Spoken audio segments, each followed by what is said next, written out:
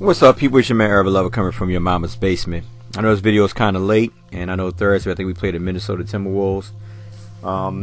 Right now, well, as far as I'm concerned, I know Rondo was cleared to play against the Golden State Warriors, but they wanted to hold him out until we play the Minnesota Timberwolves, give him another day, which makes sense because the Golden State Warriors is a class act. You know, that's the Justice League of the NBA. You're not going to beat those guys. You know, not what we had on the floor, a bunch of G Leaguers and two still not proven stars, you know, who should have took over in that game.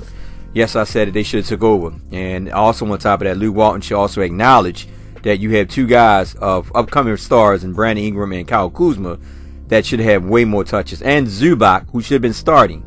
Been saying this for a while now, and I'm just going to leave it at that. But after looking at the stats, I'm like, man, you know, the biggest problem with the Lakers was this. Like I said, I'm not going to really be too hard on them, based on the fact we really didn't have nobody. When Lonzo Ball went down, I already knew that it was like a cut dry because we didn't really have a true point guard. I know that Luke Walton, he loves to run Brandon Ingram at point, and I keep saying over and over again he's not a point. I know a lot of people say, well, what about last year, Urban, the last 5 games when Brandon was running point when Lonzo was hurt? I said, listen, you got to understand, this is the last couple games of the season. You know, guys are going to play for whatever's left on the table, so they're going to play hard regardless. Not taking nothing away from Brandon Ingram because he does have handles, but when he goes to attack the basket, he's unorthodox. I talked to this on Twitter with Lake Show about it, that when he goes to the basket, he reminds me of Julius Randle in his early years when he used to go to the basket and just charge. And same thing with Kuzma, he does the same thing too. If you notice, Kuzma does the same thing too. And that becomes the point of them understanding the dynamics of playing basketball, knowing when to cut, knowing when to pass, knowing when to slow up. You know, when you just on full speed, somebody's just gonna step in the way and catch a charge. Or for Brandon Ingram's sake, you know, by him being small, you know, he'll bounce off somebody and lose the ball, or somebody just strip him because they know all he's gonna do is attack the basket. They know that he's not gonna take that many jumpers. Now, if you look at the game, their mission, which I do not understand, was to double team DeMarcus Cousins. I don't understand that philosophy at all, based on the fact that we have 3 centers. DeMarcus Cousins is coming off an injury. I think this is his second game back so far. I would have actually let all 3 centers challenge him. I don't still understand to this day why Tyson Chandler is starting. This is the most stupidest thing I've ever seen. The reason why I'm saying that, he's 19 years in the league. You know, he doesn't have a full tank. He's good as a backup or a third, based on the fact of the rising of Zubac. Actually, I'll move Tyson Chandler down to the 3rd string. I don't know why JaVale McGee is getting lesser minutes. These last 2 games, JaVale McGee really outplayed Tyson Chandler, and he's still only getting lesser minutes, which I don't understand. I don't know if it's something between him and Luke, which is kind of stupid. You know, you put your pride to the side and put what's out there that's going to help this team win. Nothing against Tyson Chandler. I said it before. You know, he did come through in the clutch in some games, but right now at this point in time, we need somebody that can actually generate offense, not just play defense. We need a little bit of both. And right now, Zubac and JaVale McGee are actually playing a little bit much better than him. If you look at a lot of people use that plus and minus bull crap. I don't really care about that. The last game against Houston was -3. Didn't really do too much of nothing. This game right here was -17, where Zubac was -1 and JaVale McGee was -1 as well. That's only because Golden State was beating the crap out of us. Now, I don't understand why they would double teaming DeMarcus Cousins, leaving shooters wide open. Like, they just kept double teaming DeMarcus Cousins. I'm saying, like, this dude just came off an injury. Let these guys play him one-on-one. You don't need to double down there. They did the same thing with Houston. Double down in the paint, helping out, which I don't get it. When you need to guard the perimeter, leave the perimeter wide open.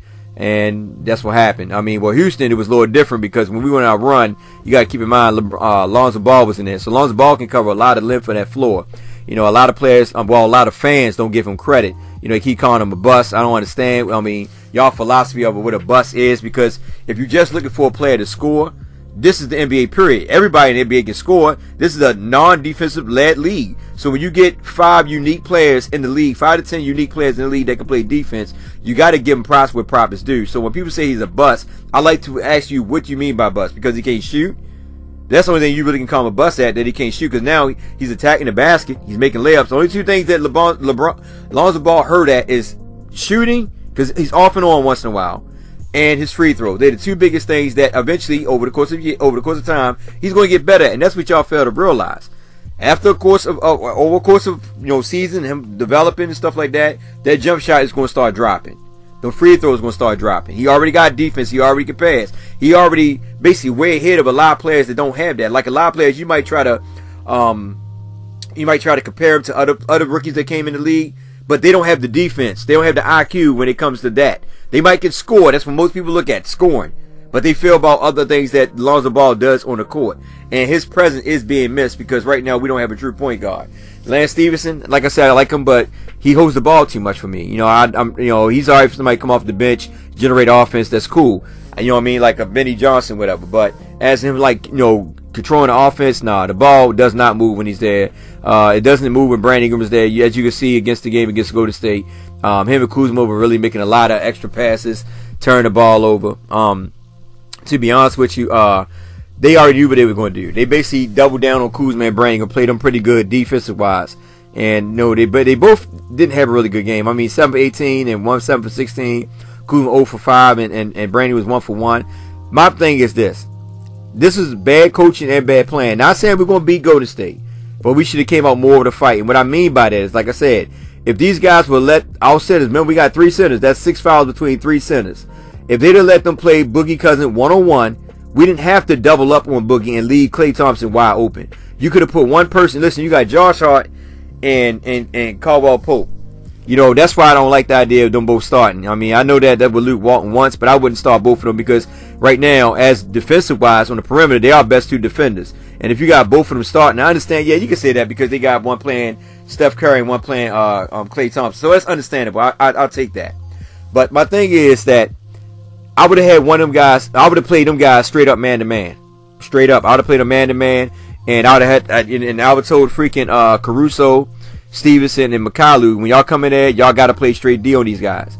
And I would have been feeding the ball to the centers, JaVale McGee and Zubac, and I'll let them guys beat us from inside because you weren't gonna beat them on the outside, but at least you would play defense on them and make them, you know, and make their shots tough. But Klay Thompson had a lot of open shots, wide open shot.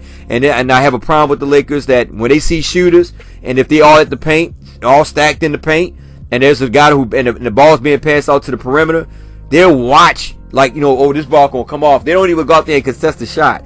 It's like lazy defense, you know, with the quick switching, people are lack of communication.